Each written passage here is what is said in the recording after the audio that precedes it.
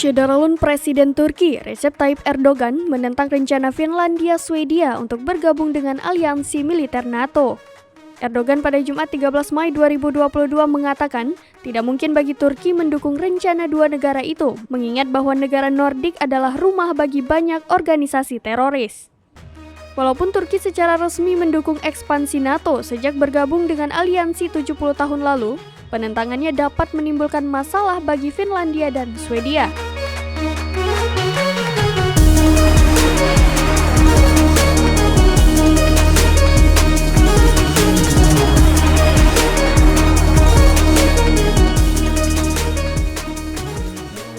Pasalnya, anggota baru memerlukan kesepakatan dengan suara bulat dari semua anggota aliansi.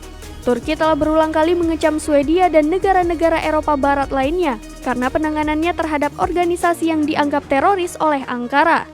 Erdogan mengatakan sebagai Turki, ia tidak ingin mengulang kesalahan serupa seperti telah menerima Yunani sebagai anggota di masa lalu. Lebih jauh lagi, negara-negara Skandinavia adalah penginapan bagi organisasi teroris.